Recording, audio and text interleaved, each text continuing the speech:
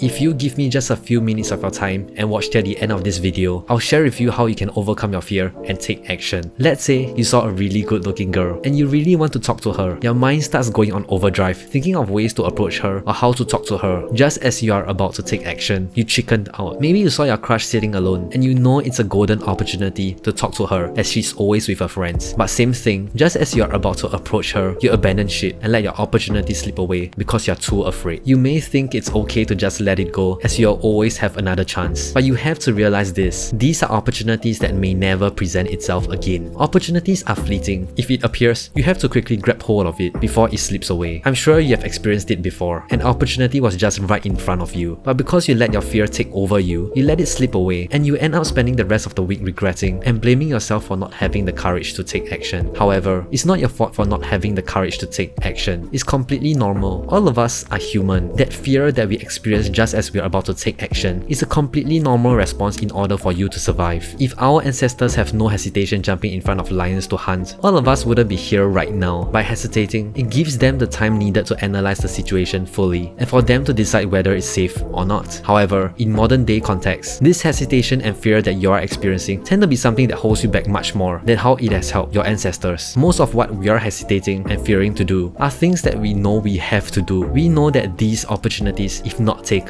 will give us a lifelong regret for not taking action. However, maybe it's because we all know that it's not a life or death situation like what your ancestors has experienced, that we allow ourselves to let our fear overwhelm us and run away from opportunities. So here's how you can overcome your fear and never let opportunities slip away. This method is called the 3-second rule. Basically, if you're in a situation where you know you must take action, but your fear is starting to overwhelm you, all you need to do is take in a deep breath, count down to 3 and just do it. It's that simple. If you saw your crush and want to talk to her, just take in a deep breath, count to 3 and just talk to her. I know what you're thinking. Shouldn't I plan what to talk to her about? What questions to ask her? No.